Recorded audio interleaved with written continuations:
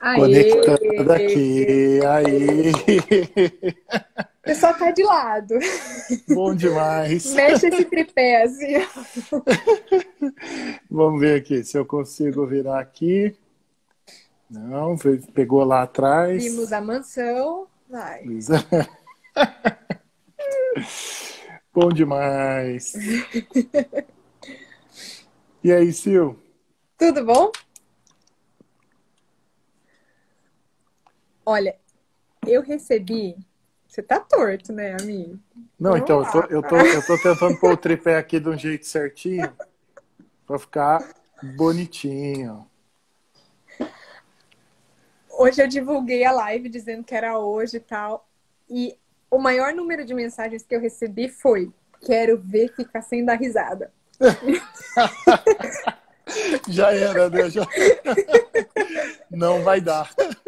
Já não vai rolar. Que Bom, bom. então vamos lá. A gente já tem alguns amigos aqui que hoje eu só não digo que é conversa de bar porque a gente não bebe. Mas... Aliás, gente, eu tenho uma história ótima com o Edu. A melhor. A melhor.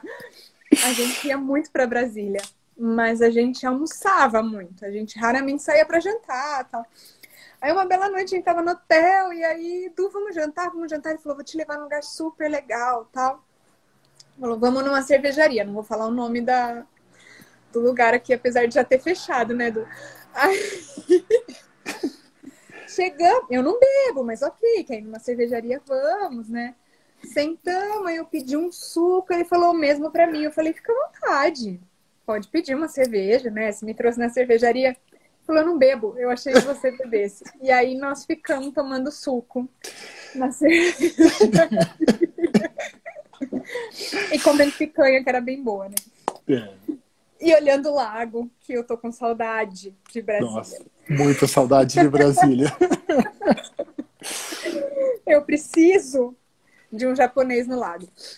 Bom, pessoal, vocês podem perceber que o Edu é meu amigo, antes de tudo, meu amigo de 15 anos já. Foi uma das primeiras pessoas com quem eu fiz amizade quando eu entrei no agro.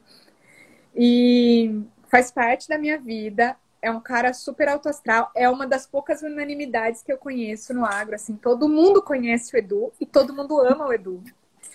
E a gente chama ele de a celebridade do agro. A gente tem até um grupo que tem o nome de celebridades por causa do Edu. E aí, quando eu digo que é um papo de churrascaria, é porque a gente, as últimas vezes, se reuniu na churrasqueira do Edu. E a Think Brasil surgiu lá. O Edu que me apresentou para o Bernardo, meu sócio. E a gente até queria trazer o Edu para a Think Brasil, mas a Bayer tirou ele da gente, assim, ó, naquela noite que a gente estava... A gente estava combinando de montar a empresa, o Edu chegou e fez assim, gente, recebi uma proposta e é isso. E aí a gente fez torcida para que ele entrasse mesmo. E eu fico muito feliz com tudo isso e que ele está lá na diretoria de sustentabilidade da Bayer. E por isso que a gente traz esse tema, sustentabilidade, e eu vou tentar manter no profissional aqui e falar do tema. E aí aqui o João Júnior está falando mais conhecido como cara do cacau. Então, eu também vou falar um pouquinho do currículo do Edu. O Edu é exalquiano, e isso é muito importante pontuar para agrônomos. Ele começou a carreira com agroquímicos. Quando eu conheci o Edu, ele trabalhava no INPEV, que é o Instituto Nacional de Processamento de Embalagens Vazias. A gente já teve o Rando aqui explicando, que é um projeto incrível da indústria. E aí, depois, o Edu, ele foi da diretoria da BAG, ainda né, Edu, por muito tempo. Criou o grupo de trabalho de pecuária sustentável, e aqui a gente pode tirar todas as dúvidas sobre pecuária, apesar de que a gente vai ter uma live bacanérrima daqui 15 dias sobre pecuária. E depois ele foi para a Associação das Indústrias de Processamento de Cacau, e lá ele fez uns projetos super bacanas sobre sustentabilidade, que ele também vai contar aqui pra gente. E nesse meio tempo ele voltou também da indústria, e agora está na Bayer como diretor de sustentabilidade. Esqueci alguma coisa, Du? É isso, eu passei pela Dow, né? Mas você contou aí, né? Da indústria. Eu não quis falar de nome de empresas Não, passadas. imagina. Você trabalhou com a Suelma ou vocês você trocou A de Suelma cadeira. ficou no meu lugar. A Suelma é uma queridíssima. Quando veio o nome dela, eu falei, gente, de olho fechado, né? Nada melhor do que você sair sabendo que tem uma ótima para um beijo aqui para a Suelma, que eu sei que está acompanhando a gente. Eu não sei se ela tá aqui online, mas ela não perde, depois ela assiste. E Ela no meio sempre ela assiste. entra também, ela aparece por aí. Bom, então eu vou para as perguntas e aí no meio a gente pode dar um pouquinho de risada, que tudo bem, mas a gente precisa gerar conteúdo aqui Fechou. e falar de agro. Então vamos lá, sustentabilidade, palavra da moda, mas essa questão ambiental. Todo mundo tem essa sensação de que sustentabilidade é meio ambiente, é preservação ambiental, só que não é bem assim, né? Conta pra gente o conceito de sustentabilidade antes da gente começar. Ótimo, ótimo, Silvia. Bom, só agradecer também, né, a oportunidade. Bom demais a gente estar aqui e poder contar um pouco. Acho que de sustentabilidade, como você comentou, é um tema super amplo, tem várias definições. Duas eu gosto mais, eu acho que se encaixam melhor para o nosso dia a dia, que é a tradicional da Gro Brundtland, que foi uma das criadoras do termo. Eu tive a alegria de conhecê-la no meu tempo de cacau. Eu fui num evento lá na Suíça e ela era a palestrante. Foi aqueles momentos da vida, né, que você fala, gente, eu estou conversando com a pessoa que ajudou a criar o termo. E a ideia ali, na época, né, na década de 70, quando isso começou a ser discutido, era assim, poxa, a humanidade, e aí a humanidade, principalmente os países ricos hoje, né, Europa principalmente, ela se desenvolveu em grande parte através do desenvolvimento da agricultura. Então, uma boa parte do que tinha de floresta foi derrubado, virou agricultura, milênios de agricultura, né? Então, assim, tem qualquer um que já foi para a Itália vê lá, né? Tem área da época antes dos romanos até, já onde se plantava trigo ali nas Não, planícies. início da civilização. Vamos lembrar Da que o homem deixou de ser nômade quando ele começou a produzir Mesopotâmia, né? agricultura. Vamos lá, Pótamos né? é rio, né? Da hipopótamo, por exemplo, né? E Meso no meio, né? Então, entre o Tigre e o Eufrates, as primeiras populações ali começaram, né, a plantar, tudo mais. Então, assim, você tira o que tinha lá, começa a fazer agricultura, a gente cresceu como sociedade, ficou rico, veio a Revolução Industrial, alguns milênios depois, né, fazendo recorte aqui histórico. Quando veio a Revolução Industrial, as pessoas perceberam, poxa, bacana, agora a gente precisa aprender a dividir melhor o dinheiro, né? A gente aprendeu a gerar dinheiro, a gerar riqueza, mas teve que distribuir melhor.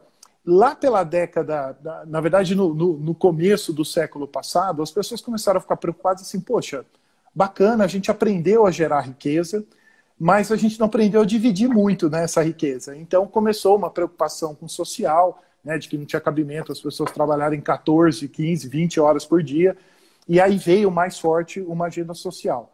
Lá pela década de 60, e começou então uma preocupação com a área ambiental. Você falou, olha, a gente conseguiu gerar riqueza, conseguiu de alguma maneira distribuir mais riqueza, mas a que custo, né? Então começou a ter problema de chuva ácida, as pessoas começaram a se preocupar mais com desmatamento, e aí veio o relatório, né, do Brundtland, né, da Gro Brundtland, que era ministra da Noruega, falando assim, olha, a gente tem que olhar um mundo onde esses três pilares são olhados da mesma maneira, o social, o ambiental e o econômico, e deu o nome de sustentabilidade para isso. Então eu adoro essa definição, porque ela traz esse olhar, esse tripé, né, que muita gente fala. Eu prefiro olhar como o mobile. Quem tem criança pequena já teve, vai lembrar, né, o mobile, ele tem essa característica, nem sempre os três estão no mesmo patamar, mas eles estão equilibrados. Então, dependendo do momento, o social vai ser mais importante que o ambiental, que o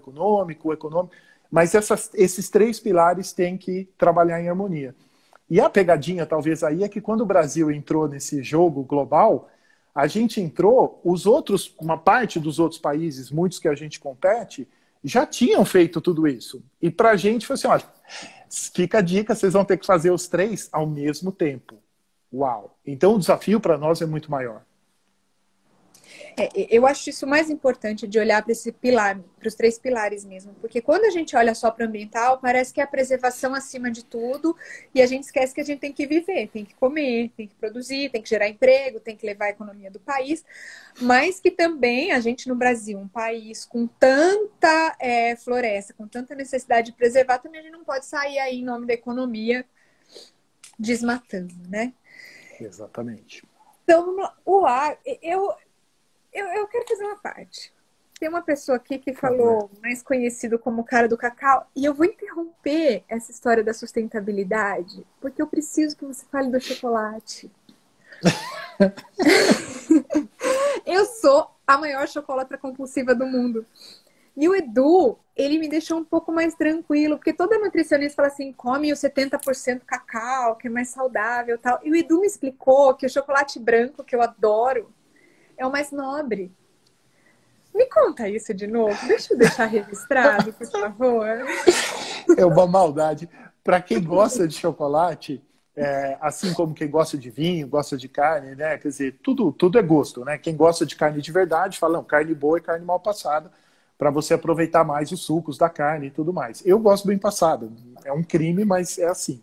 E quando eu fui pro cacau, falei, gente, eu adoro chocolate branco. Não fala isso, né? Chocolate branco é só gordura. Tem uma série de componentes ali no cacau e que boa parte estão na parte escura, né? Daí o chocolate, os 70%, né?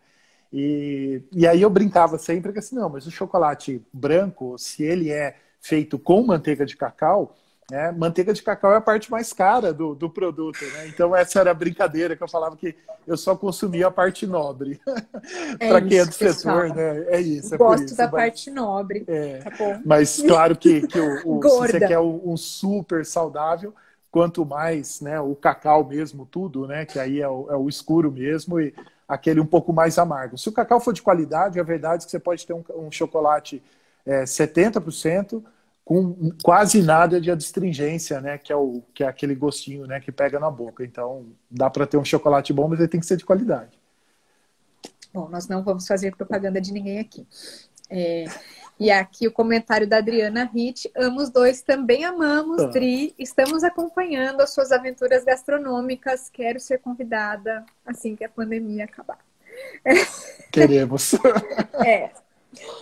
Bom, então voltando à sustentabilidade. O agro vem sendo atacado por não preservar o meio ambiente. Especialmente por estrangeiros, aquele movimento Greta e tudo mais. Que não conhece nem a realidade da agricultura, nem geográfica do Brasil, né? Porque falar que vai plantar soja de cana lá na Amazônia não é tão realista. Por outro lado, aqui, os defensores da agricultura falam que quem mais preserva o ambiente é o agricultor, por causa principalmente do Código Florestal, que fala numa área de preservação de até 80%. Por que essa imagem do Brasil foi pintada dessa forma lá fora? E qual é a realidade? Olha, um dos motivos da gente ter essa imagem é que, sim, né, existem desmatamentos. Então, não dá para a gente fingir que não tem. Apesar dele não ser ligado ao agronegócio, a esse agro que é exportador, o agro que é grande, mas existe. Né? Então, é como se você morasse num condomínio e tem alguém no teu condomínio que faz festa até de madrugada. Para boa parte dos vizinhos, o pessoal vai dizer, é aquele pessoal do condomínio que faz festa até de madrugada. Não, mas não é minha casa. Azar, você mora no condomínio, é você. Então, tem um pedaço aqui que é importante, que assim, o mundo tem uma preocupação. Ela está certa, ela está errada, é a preocupação dos compradores, né? Então, boa parte dessas pessoas, dessas entidades, dos governos, supermercados, que tem uma preocupação principalmente com a Amazônia, né? Se o Brasil fosse toda a Amazônia, não é, né? Mas de que, poxa, vocês estão desmatando tudo, não dá para comprar. Puxa, mas é exatamente o que você comentou, né, Silvia? A cana não está lá, o café não está lá, a laranja não está lá. Então, assim, poxa, Nem dá. né, nem dá para plantar lá.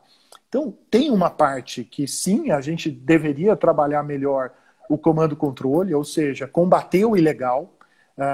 O ex-ministro Roberto Rodrigues foi muito, muito feliz em dizer isso. Ele falou isso na mídia, falou isso no encerramento do Congresso da BAG. Não dá para o agronegócio fingir que o desmatamento não existe.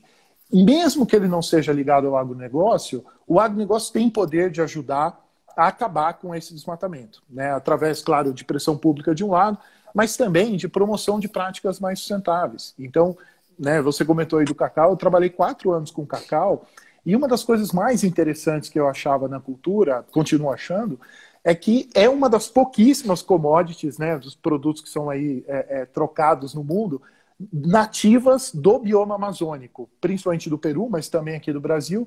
Então, assim, plantar cacau em áreas degradadas é reflorestar, né? Se você plantar cacau em sistemas agroflorestais, por exemplo, você está ajudando a recuperar a economia. Então, assim, para que eu vou plantar soja lá no meio da Amazônia? Nem dá para fazer isso. Então, separa as coisas, né? Então é importante trazer mais informação. Isso é uma coisa que, em geral, a gente, como brasileiro, não tem feito bem. Então, a gente gosta de contar o agro grande, o agro bonito, mas a gente não conta muito essa história lá fora, né? Então, de tempo em tempo, vem alguma iniciativa para ajudar a esclarecer melhor esses fatos, mas a verdade é que quem está sentado lá na Europa, por exemplo, ou no Japão, dizem, poxa, eu compro ou não compro um produto brasileiro? Uma das primeiras coisas que vem na cabeça é que, poxa, mas se eu comprar produto brasileiro, eu estou desmatando. Não é verdade, né? Mas a gente precisa trabalhar isso, precisa trabalhar uma narrativa, mas obviamente que o Ibiapaba esteve aqui já com você e ele falou isso, sempre fala, né? Eu acho ótimo. Ele pontuou claramente, né? A narrativa sem um embasamento real é só uma historinha bonita, né? E historinha bonita não vende.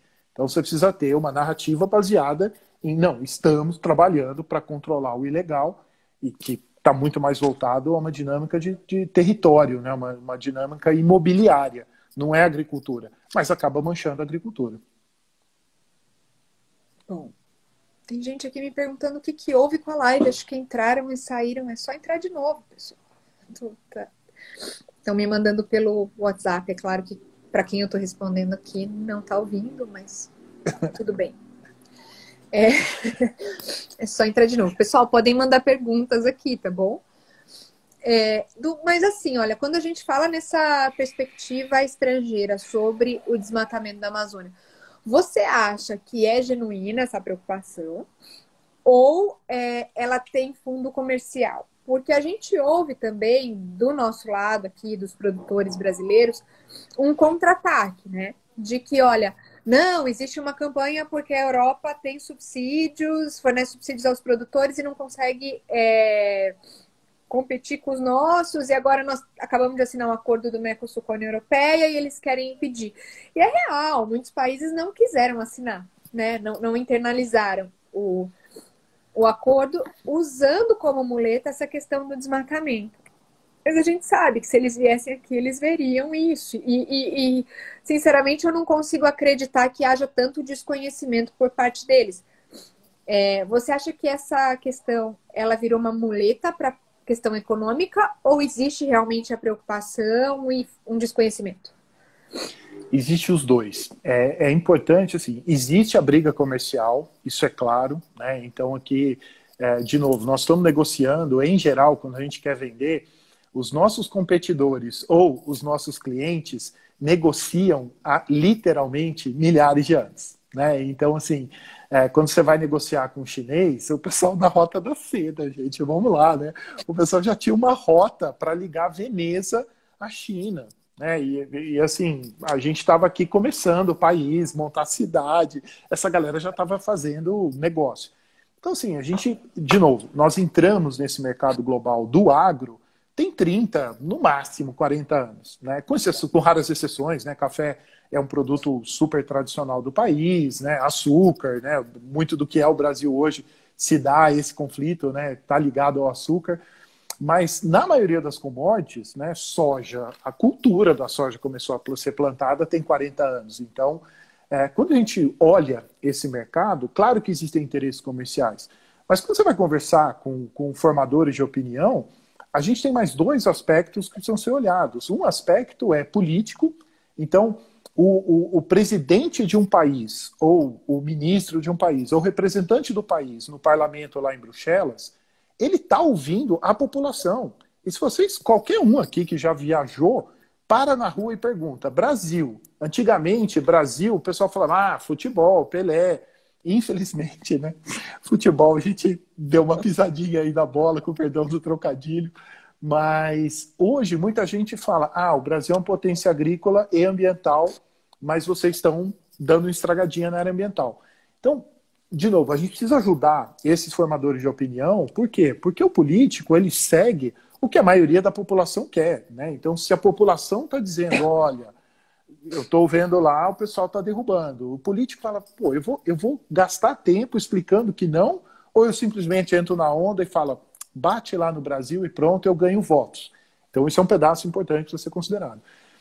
E o outro pedaço, o cidadão comum, e está ligado a essa demanda política, ele realmente tem essa demanda. Eu trabalho numa empresa alemã. Toda semana eu converso com alguém da minha empresa que liga, Edu, agora conta que só nós, vocês estão derrubando mesmo? Isso é culpa do agro? E é legal, porque assim, não é. Aí você começa a explicar, você fala, puxa, que legal. Eu tenho uma apresentação, né, do que é a Amazônia, né, que é muito mais do que Brasil. Aí o que é a Amazônia dentro do Brasil? Bioma amazônico não é Amazônia. Então, quando você começa a explicar, as pessoas entendem. As pessoas falam, nossa, quer dizer que de São Paulo a Manaus, eu saio de Londres e passo em Moscou. Falei, é isso, gente. Então, tá pegando fogo em Moscou? Você fala assim, nossa, quanto tempo para queimar Londres? Não queima Londres, né, porque tá pegando fogo em Moscou. A mesma coisa aqui. Mas se você não explica, né, e a gente, às vezes, tem essa tendência de você bate no mensageiro. O mensageiro não tem culpa, né? Ele está só tentando passar a mensagem. Então, senta com o mensageiro e explica. Olha, é assim que funciona. Isso tem ajudado bastante. Vai ficar um caminho interessante que a gente precisa trabalhar cada vez mais, desses que eu chamo de dialogue tour. Então, assim, é você fazer uma rodada para dialogar. Não é para enfiar na cabeça do outro uma coisa que ele não quer acreditar, mas um bate-papo. Isso é super importante. Eu acho importante também ressaltar aqui que além da nossa agricultura ter 30, 40 anos, e antes a gente era importador de alimentos e teve toda essa revolução, a nossa democracia tem 30 anos, né?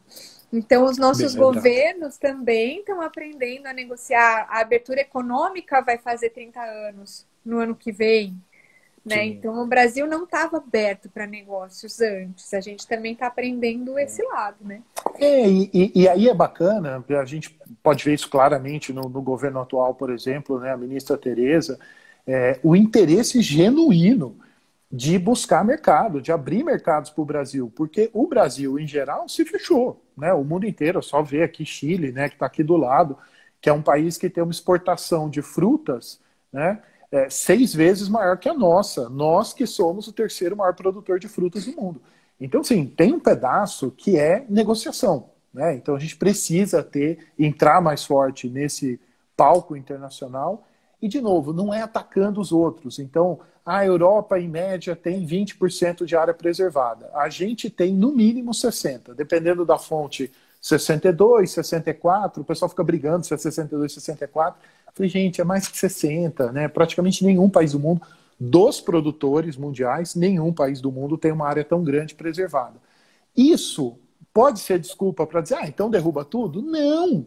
Né? Então, essa é a beleza do Brasil. A gente tem um estoque de pastagem degradada, você comentou, né, do GTPS, meu tempo de GTPS, a gente tem pelo menos 50 milhões. O Brasil é tão grande que, conforme a fonte, a gente tem entre 50 e 70 milhões de hectares de áreas degradadas que poderiam ser convertidas. Gente, 20 milhões, que é o gap, né, estatístico, 20 milhões é mais do que praticamente toda a cultura do país, exceto soja e milho. Então, é muita coisa que a gente tem de potencial e que a gente poderia explorar muito melhor. A verdade é que cabe praticamente a União Europeia toda na nossa área de preservação, né? E eu acho que eles lá também não têm ideia dessa dimensão. Todas as vezes que eu tive que fazer uma apresentação lá, eu até tomava um pouco de cuidado para não parecer arrogante, mas a gente tem aquele mapinha que você vai colocando os países da Europa todos dentro da Amazônia e cabem praticamente todos. Então, agora é interessante também olhar quem são os maiores exportadores do agro, né? Que a gente tem os Estados Unidos, que efetivamente é um país agrícola, mas o segundo é a Holanda, que na verdade planta muito pouco. Na verdade, planta muito pela área que tem, mas é uma área muito pequena.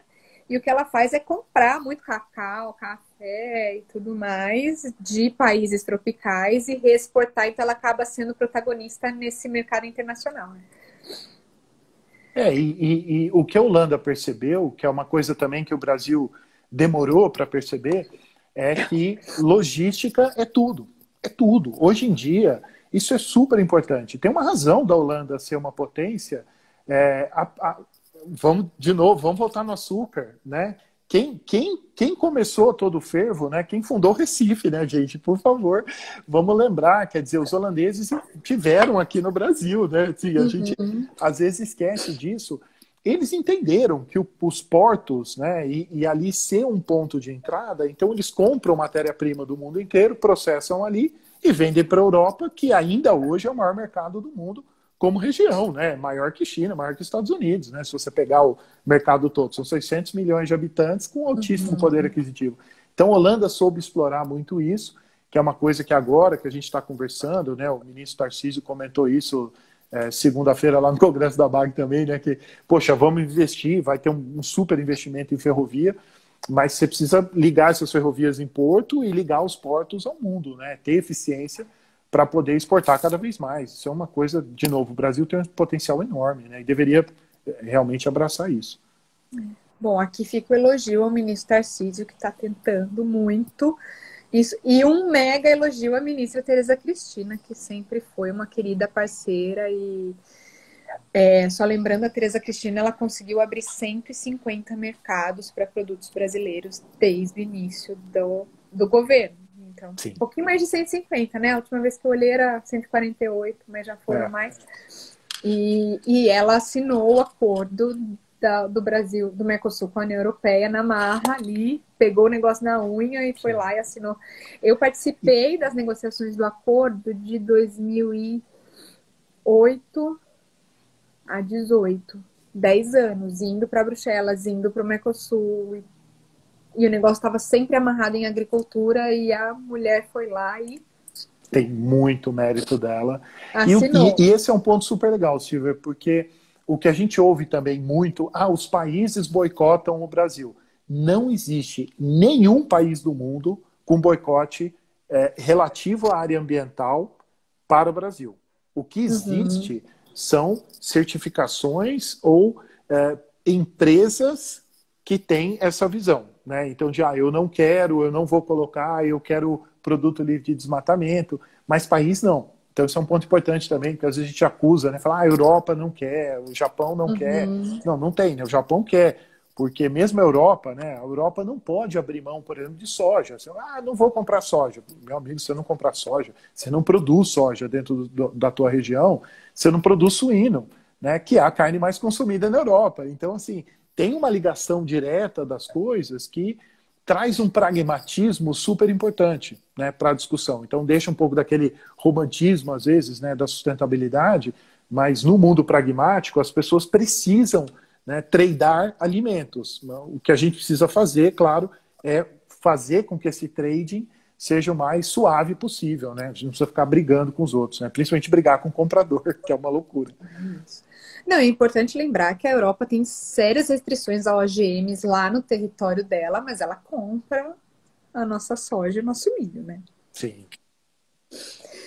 Temos aqui perguntas. Cleiton Fernandes, o que pode parar o agro brasileiro? Conspiração internacional mercadológica ancorada na preservação ambiental? Acho que a gente já falou disso, né? Já falou, mas não para. Esse é um ponto importante, assim, não é... Ele não é a prova de falhas, né? A prova disso é que, percentualmente, a gente vem perdendo espaço no mercado mundial, apesar de aumentar em dinheiro e volume as exportações. Então, assim, a gente não está sozinho no mundo, né? Tem outros países buscando também brigar pelos mesmos mercados que a gente está brigando, mas o nosso tamanho, ele traz uma dificuldade muito grande para outro país, simplesmente dizer assim, não compro carne do Brasil. Não tem outro lugar para você buscar a quantidade de carne que a gente exporta. Não compro soja do Brasil. A gente passou os Estados Unidos em soja esse ano, né? Café, a gente é o maior produtor do mundo. Suco de laranja, a gente é o maior produtor do mundo. Então, assim, a gente tem um espaço muito grande para conquistar, mas super importante lembrar que nesses 40 anos aí a gente fez muita coisa. Então, a gente se ocupou um espaço de terceiro. E conforme é por causa do dólar, né, tadinho, né? Mas se a gente pegar o número oficial do ano passado, a gente passou a Holanda, né? Então a Holanda exportou alguma coisa em torno de 120, a gente 140, então, poxa, tem um esforço aí. De novo, né? Que você olha o tamanho da Holanda, só desaforo de exportar de 120, a gente 140, né? Mas, como diz o Tejon, a gente podia chegar aí em 1 bi, né? Precisamos chegar em 1 bi. Chegaremos, porque eu acho que a gente tem gente competente para isso. na condução dos negócios e tem gente competente tentando resolver isso na parte do governo. O LH Calado coloca, concordo, Bastos, o desconhecimento geral aqui na Europa, é um absurdo, acho que ele mora na Europa. Somando com as questões políticas e tarifárias, deixam toda essa questão muito complicada, temos muito trabalho pela frente. É isso. É isso. Fernando Henrique Marini nos pergunta... Lágrimas. Nos pergunta, Edu, fale sobre o programa de compensação de carbono por agricultores que tenham boas práticas agrícolas. Vamos lá. Esse é um dos temas também super, super importantes nesse mundo ambiental, né? Existe um mercado de carbono que movimentou o ano passado alguma coisa em torno de 210, 215 bilhões de dólares. Então é um mercado gigantesco e que ele está em boa parte ancorado na energia e transporte e quase nada na agricultura. Então, existe um esforço genuíno de vários atores do agro, o próprio RenovaBio é prova disso, para ligar mais o agricultor, né, o agronegócio como um todo, nessa agenda de carbono. Então, o que a gente fez como BAR foi entrar nisso para ajudar a fazer essa ponte e, basicamente, a gente está trabalhando em 3 frentes. Né? Uma frente mais focada em boas práticas da agricultura. Então, é importante lembrar, o Brasil é um dos pioneiros em boas práticas. Em 2010, o Brasil colocou uma política nacional de agricultura de baixo carbono, o ABC. Desde lá, a gente vem investindo, o Ministério da Agricultura tem sido um super parceiro, é o formulador dessas políticas, né, em diferentes estágios, em parceria, obviamente, com outros ministérios, particularmente o MMA e o Ministério da Economia. Então, assim, a gente tem uma política super robusta de agricultura de baixo carbono no chão, que a gente quer promover isso numa escala cada vez maior. No segundo ponto é trabalhar a consciência, esse é um ponto interessante também, né, sustentabilidade. Você brinca, dependendo das pessoas, né? Você fala, isso aqui eu acredito, isso aqui não acredito. Então tem coisa que não é para acreditar, né? Tem coisa que né, gente? Então, assim, aquecimento global, sim, é um problema, né? Mas tem alguém que fala. Tem um monte de gente que fala. Mas quando você vê a ciência, 99,9999% diz que sim, isso é um problema. Então, o mundo tomou essa decisão de que isso é um problema e tem investido, de novo, o mercado é claro nisso, né? 214 bilhões de dólares não é só porque você achou bonito, é porque existe um mercado, alguém que acha que isso é importante e compra. E o terceiro pilar aí que a gente está trabalhando é justamente desenvolver esse mercado. Então a gente tem conversado muito, Silva, quando a gente se conheceu, né, a gente sempre trabalhou na área de políticas públicas, sempre foi uma paixão minha, sabe disso. E uma das coisas que a gente tem trabalhado muito é com os atores regulatórios, tanto do executivo quanto do legislativo, mostrar que mercado de carbono é uma bênção para o Brasil, particularmente para o agronegócio, porque o nosso agronegócio é muito sustentável. Então, com o mercado estabelecido no Brasil de carbono, a gente poderia trazer uma remuneração extra para aquele produtor que quer fazer o melhor. Né? Então, essa é a base do projeto. E a gente tem recebido muito retorno positivo. Isso tem sido muito interessante de outros países, de formulador de política pública. E, de novo, tem muita gente boa lá em Brasília. Silva, como você, sinto muita falta de estar lá, né, no corredor do Congresso, tomando cafezinho, né? Mas do jeito que a gente pode, a gente tem feito muita call com eles, com o senador, deputado, secretário, ministro, e todos super, super interessados em ajudar a viabilizar esse mercado. Então, o que a gente quer é que no próximo ano aí a gente tenha um mercado dentro do país, para dar liquidez a isso e, obviamente, trabalhar com a ONU para que em Glasgow, né, que é a COP, que é a Convenção das Partes do Clima, né, que era para acontecer em novembro, vai acontecer só em novembro do ano que vem, mas que o Brasil vá lá, como sempre historicamente foi, para ser um jogador que senta na mesa. Então, a gente sempre fala, né, que se você sentar na mesa, você senta, né, mas você tem que escolher se você vai estar na cadeira, sentado, ou se você é o prato. Então, no caso do Brasil, a gente tem a obrigação de estar sentado na cadeira, né, e ajudar a fomentar essas políticas. Eu acho que a gente nunca pode falar de agricultura nem de meio ambiente no mundo sem colocar o Brasil à mesa, né? Isso que você estava comentando de Brasília, não sei se você conhece, tem um perfil aqui no Instagram de um colega lobista, chama O Lobista. É um perfil oculto, muitas pessoas sabem quem é, mas ele não se identifica e ele faz piadas internas, assim. E essa semana ele colocou que ele comprou vários pijamas na pandemia, mas nenhum sapato, que ele não sabe o que está acontecendo, que os sapatos dele não estão acabando. E aí a gente comentou, né? Poxa, que falta de gastar um salto de sapato no corredor do Congresso, né? E dos ministérios. Bom, vamos lá. O Cleiton ainda, ele coloca... Excelente, concordo. Apenas uma ressalva, cuidar da imagem do agro de forma plena. Senão vamos ficar para trás engolido por fake news. E aí ele coloca, Eduardo, parabéns pela iniciativa da Baia, com essa iniciativa de compensar os produtores rurais pela redução da emissão de gases de efeito estufa. E ele completa ainda dizendo, em meio à pandemia, de fato viramos a chave da ordem mundial para a economia verde? Antes de você responder, eu queria emendar numa outra pergunta sobre o branding de sustentabilidade. Você acha que o Brasil já está numa posição de colocar esse branding, esse selo de sustentabilidade nos seus produtos? Se não está, o que falta? E quais seriam os benefícios de ter esse branding? Tá fácil aí, né? Mas tá pronto, né? Assim, eu sempre falo, passou da hora da gente colocar esse branding. A gente tem várias marcas incríveis, talvez a maior marca que a gente tem é a Amazônia. E, de novo, a gente poderia atrelar essa marca a coisas positivas, a coisas incríveis, né? A produtos mais regionais, acho que a gente tem muita coisa boa. Em cada bioma brasileiro, a gente tem os seus produtos, né, chaves. De novo, eu trabalhei com cacau na Amazônia é uma coisa impagável, assim, né? Eu vi isso no Peru, o pessoal do Peru vendendo com o dobro do preço da bolsa, né? Uma commodity, na época valia $2.500. Só falou, não, a gente vende a 5 mil. Eu falei, gente, mas o que você vende, né? Ele falou assim, não, eu vendo a Amazônia, né? Então, uau! Ele agregava o dobro do preço da bolsa porque ele vendia a Amazônia. Mas a gente planta cacau também aqui na Amazônia. Então, por que não?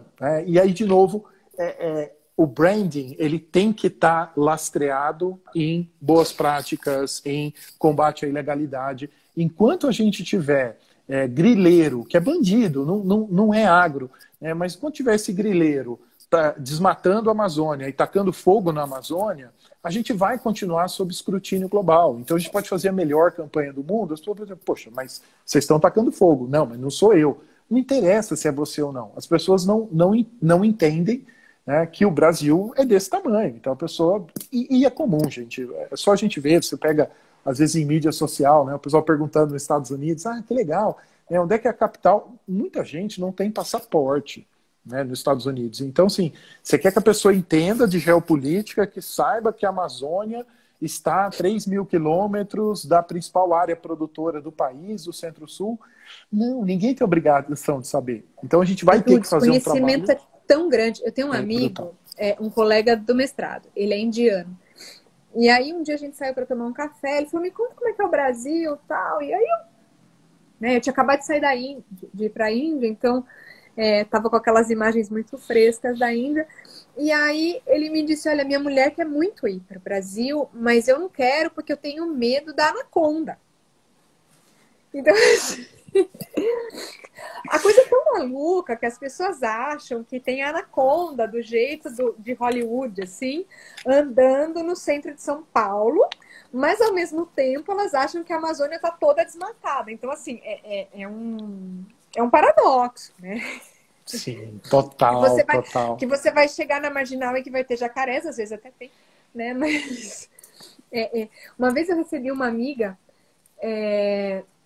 de uma empresa concorrente aí, e eu fui buscá-la no aeroporto e ela me disse, uau, tudo que eu imaginava de Brasil foi por terra a hora que eu peguei a marginal, né? Porque a pessoa imagina que vai chegar no meio da selva e ela desembarca em Guarulhos e pega a marginal Tietê, toda cheia de carro, aquela selva de pedras, e fala, não é nada do que eu imaginava, né? E é importante, de novo, né, mostrar essas diferenças, né? Eu sempre falo para a turma dos Estados Unidos, isso é muito comum, porque é comum, né? O americano, em geral, ele não viaja mesmo muito, né? Ele viaja dentro do país, mas quando muito assim para fora vai para o summer vacation, né, em Cancún.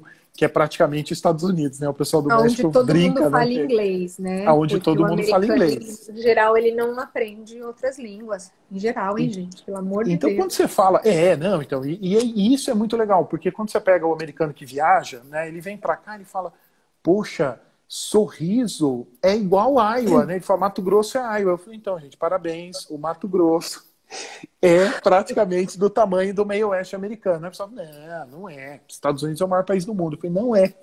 É a Rússia. Aí você começa a explicar, fala, o Brasil é maior do que os Estados Unidos continental. Porque aí você soma o Alasca, o país, Estados Unidos é maior.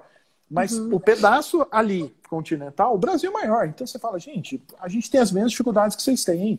Não dá para Não, e dizer que outra, na Califórnia, né? Falar assim, nós tá tudo bem. não temos o deserto que eles têm, nós não temos as áreas congeladas que eles têm. Onde eles têm deserto e áreas congeladas, a gente tem floresta. É isso. É isso. Floresta. E aí é bacana, porque assim, a gente, de novo, né, em 40 anos, a gente conseguiu se colocar como o terceiro maior produtor mundial, convertendo o nome bonito, né, para desmatando, mas é isso, né, também não tem nada de errado, convertendo 40% do território. Né? A maioria dos países do mundo fez isso, convertendo 80% do território. Então, sim, é um ganho enorme. A gente fez isso baseado, e eu adoro essa frase, tem um amigo da Embrapa que sempre fala, que a primeira fake news do mundo foi a cartinha do Pero Vaz de Caminha, que ele falou, aqui se plantando tudo dá. Mentira, né, gente? Vai no cerrado lá, não corrige o solo para ver se tudo dá. Não dá. Então, assim, o Brasil fez o que fez muito baseado em ciência, né, e empreendedorismo. É muito produtor que foi ralar lá. Quantos produtores que a gente conhece, que a gente conheceu na vida, que alguém da família morreu de malária. É uma história super interessante, porque a gente fez essa conquista do Oeste, que o americano fez, né, que tem um monte de filme, né, de faroeste, né, inclusive para isso, fez 200 anos atrás, a gente fez 40 anos atrás. Então, assim, tem muita cidade no Paraná, não precisa ir longe não, né, Londrina, né, são cidades relativamente novas, tem cidade no próprio de 60, 70, 80 anos. Então, assim, a gente entrou para o interior do país há relativamente pouco tempo e começou esse trabalho há pouco tempo. Não é justificativa para continuar derrubando, porque a gente consegue aumentar a produtividade usando tecnologia sem precisar desmatar. E é isso que a gente precisa contar melhor para as pessoas lá fora, né? Que dá para fazer os dois, que a gente consegue se manter potência ambiental, porque a gente tem a maior floresta tropical do mundo, não é a maior floresta do mundo, né? A tundra na Rússia é maior que o Brasil inteiro. Se fosse um país, seria o segundo maior país do mundo, mas de floresta tropical, a nossa é a maior do mundo. Então, se eu gosto ou não gosto, as pessoas sabem disso. Né? Então, isso o europeu estudou, e isso ele quer manter. Então, está certo ou está errado, né? Em geral, não é por maldade, né? É porque ele aprendeu lá na escola, a floresta tropical é importante, tem que manter em pé. Né? Então, precisa aprender a lidar com essas dualidades. Bom, o Cleiton tá mandando um monte de perguntas, eu tô adorando, Cleiton, pode continuar. Como diversificar fundings para recompensas com títulos verdes? Os ODS no Brasil ainda é voltado para marketing verde ou já acordamos para o triple bottom line com atenção para o viés econômico? Eu vejo que sim, Cleiton. A gente tem melhorado bastante, né? O próprio esforço da ministra Tereza, né, aí com o CBI, o Climate Bond Initiative, eles criaram um grupo de trabalho, o Zé Ângelo, que é um amigo querido aí, tem coordenado isso dentro da Secretaria de Política Agrícola, ele é o secretário adjunto hoje lá, e eles têm coordenado justamente para trazer mais recurso desses green bonds, que são títulos verdes, né, que é um título de renda fixa, a única diferença é que ele é verde, portanto, ele tem um prazo geralmente mais esticado, uma taxa menor, mas, de novo, são investidores, né? Investidor é muito pragmático, ele não vai ficar olhando, eu gosto, o governo é de esquerda, de direita, tanto faz. O que ele quer ver, assim, eu vou colocar o meu ativo, parte do meu ativo, num investimento no Brasil, qual é o retorno? Então, por que Suzano conseguiu Green Bonds? Porque é uma empresa super bem manejada, que consegue se estruturar e consegue provar que vai investir direito aquele dinheiro. Então, são empresas que capturaram aí 500 milhões de dólares, né? Empresas de papel e celulose fizeram isso muito bem. Agora, a gente precisa estender isso para todas as outras do agro, e é isso que, né, o acordo do CBI, que é o Climate Bond Initiative, com o Ministério da Agricultura, prevê. Né? E E aí tem um espaço enorme para nós no agro para pegar esse dinheiro, né, e investir mais em práticas sustentáveis. Legal. Bom, a gente tem aqui alguns elogios. Pessoal falando, Thiago falando, excelente discussão. A Ana Pagoto, que live incrível de acompanhar, merece bis. Fazemos bis direto na churrasqueira do Edu, fora da pandemia. Antes da pandemia. Queremos. Não, mas a gente pode fazer mais, claro. Edu, agora eu vou te colocar numa situação um pouco mais difícil. O que é ser sustentável, além dessa questão do desmatamento? Então, é possível você elencar algumas boas práticas? E aí eu vou te colocar um pouco mais de pimenta. Quando eu comecei a pesquisar sobre o assunto, eu sempre faço uma boa varredura antes da live. Em muitos lugares eu vi a redução do uso de algumas tecnologias. E na minha opinião, sincera, quanto mais tecnologia a gente usar, menos a gente desmata. Então você sai dessa lógica do desmatamento, né? Então, quais são efetivamente as melhores práticas? Ótimo. Então, pode apertar aqui, né? Se a gente tá em casa, né? O que o Brasil mostrou para o mundo, e isso tem muito da Embrapa, tem muito de Exalc, de várias outras instituições incríveis de ensino, pesquisa, extensão, foi mostrar que era possível fazer agricultura sustentável nos trópicos. Porque, de novo, a gente herdou um modelo temperado, né? Onde você pega o solo, você entra com arado, grade, você revolve o solo para plantar. Tem uma lógica fazer isso, né? Nos Estados Unidos, no Japão, na Europa inteira. Neva. Então, assim, você precisa acelerar o degelo da neve e por isso que você faz isso, né? Uhum. Quando a gente começou a trabalhar com plantio direto, por exemplo, é uma tecnologia que, durante muito tempo, o pessoal, você está louco, vai manter palha no chão, isso aqui vai consumir todo o nutriente do solo, não vai sobrar para a planta.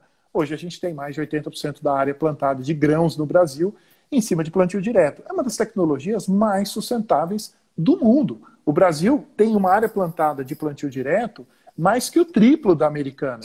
Então, assim, o agricultor brasileiro, ele absorve rápido tecnologia se ela tem um viés econômico. Isso não tem dúvida. E aí, como efeito colateral, tem o efeito ambiental. Então, assim, no final do dia, isso que importa, né? Então, a maioria dos produtores não faz inoculação, outra, por exemplo, tecnologia super disruptiva, inoculação de bactérias, né, de risóbio, para converter nitrogênio atmosférico em nitrogênio para as plantas. Gente, isso é uma tecnologia super revolucionária que hoje praticamente 100% da área de leguminosa, né, soja, feijão, por exemplo, usa. Caramba, o produtor faz isso porque ele gosta de ver que vai deixar de emitir carbono? Não, é porque é mais barato fazer isso do que comprar um fertilizante nitrogenado. Mas o side effect, né, o efeito que tem nisso é que você sim deixa de emitir. Nitrogênio é um dos grandes causadores aí de emissão. Então, de novo, não é parar de usar, acho que o seu comentário, eu concordo 100%, né, não é dizer assim, sustentável, para de usar, né? Químico, não, lembrando o que o plantio direto ele é até feio de ver, né? Eu que não sou agrônoma, chega num lugar de plantio direto, tem um monte de palha, dessecada e tal. E ele tem um uso mais intensivo de herbicidas. Então, assim, naturalmente, você está liberando menos nitrogênio, você está conseguindo plantar mais safras ali na mesma área. Então, isso quer dizer, você tem um uso mais economicamente mais vantajoso ali na terra, precisa desmatar menos, mas tem o uso de herbicidas. Então, eu não consigo ver essa questão da redução das tecnologias como diretamente proporcional, né? Não é. E assim, de novo, né, agronomicamente falando, o Cerrado, por exemplo, que é a grande fronteira agrícola brasileira, o Cerrado, em geral, tem solos pobres com pH muito baixo. Então, uma planta, para crescer, ela precisa de um pH pelo menos aí de 5, 5,5, né? Lembrando, né, gente, o pH, a água é 7, né? Então, poxa, se eu pego um solo, eu tenho que fazer a correção desse solo. E aí a pessoa, não corrige porque é químico. Gente do céu, né? Quer dizer, tem ciência por trás. Não é que você acorda de manhã e fala, joga aí um tanto dentro da máquina e sai aplicando. Então, assim, tem toda uma recomendação feita para aquilo, né? E a ideia do plantio direto é fantástica porque ele aporta carbono, matéria orgânica no solo. E essa matéria orgânica, a gente estava discutindo agora há pouco, né, do projeto de carbono. Gente, o carbono é só um pedaço dessa história, né? Matéria orgânica significa mais biodiversidade no solo, significa mais água no solo, portanto, maior resistência à seca, o que, para quem está no Cerrado, vai entender bem o que eu estou falando, né? Que você tem aquele... Brasília, né? É típico isso, né? O inverno, aquele inverno super seco.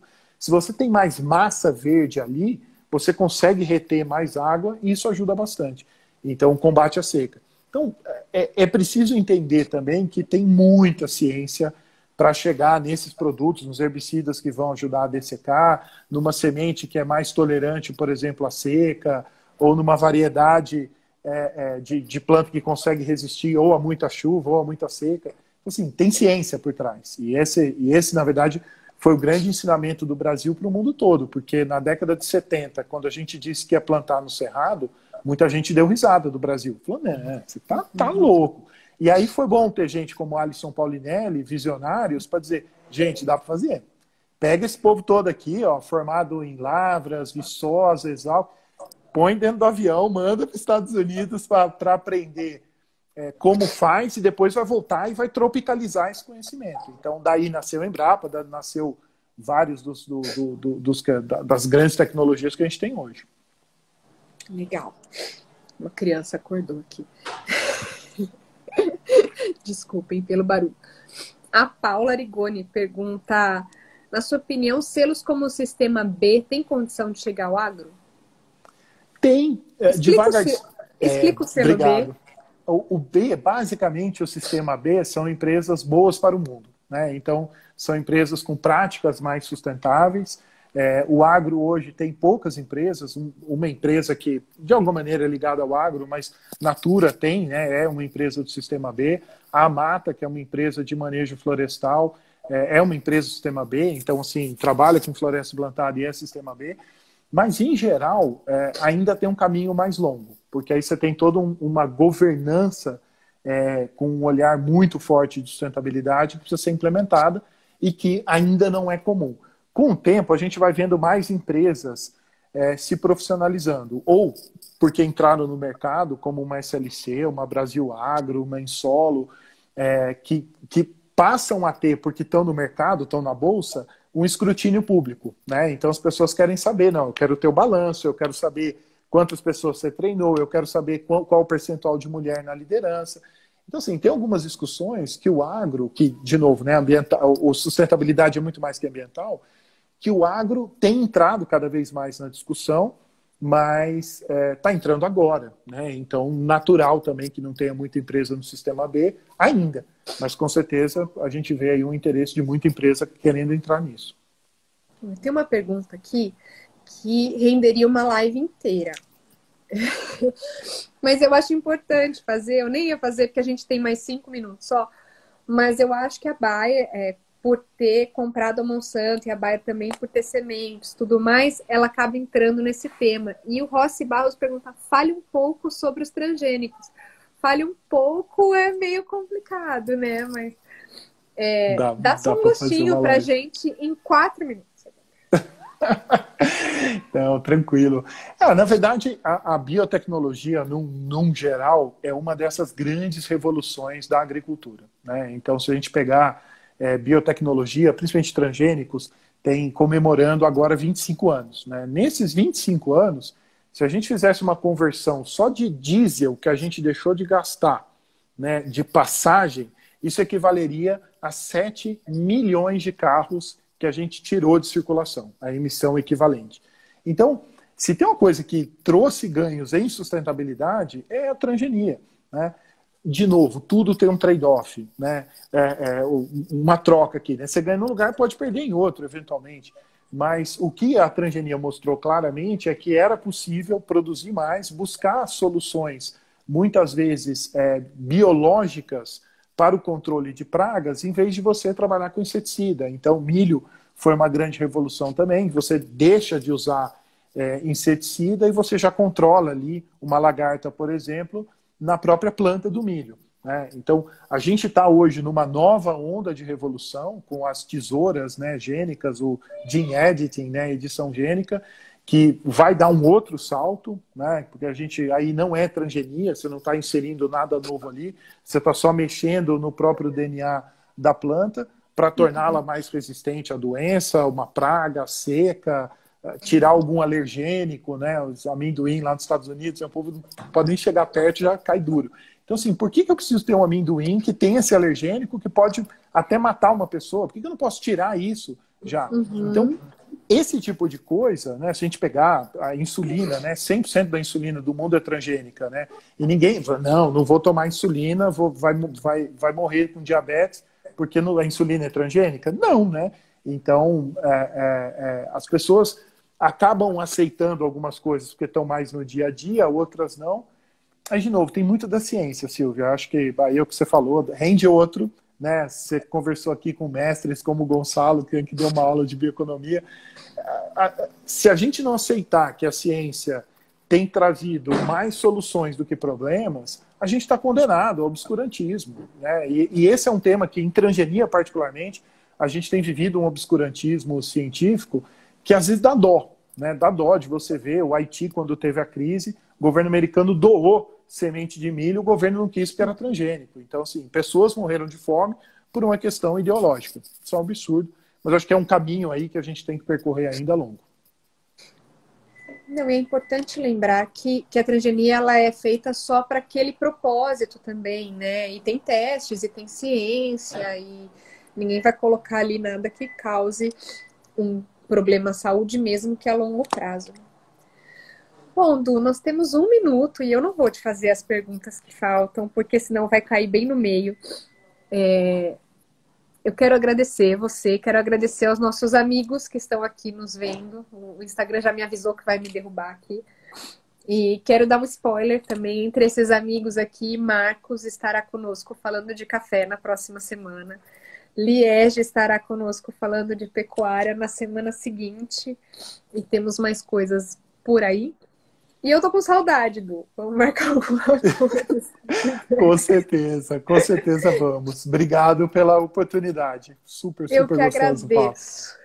E, pessoal, a live fica no IGTV, sobe para o nosso canal do YouTube no fim do dia, tá bom? Um beijo para todos, Du. Obrigadíssimo. Um beijo e um abraço a todos. Obrigado. Tchau, tchau. Obrigado, Silvio.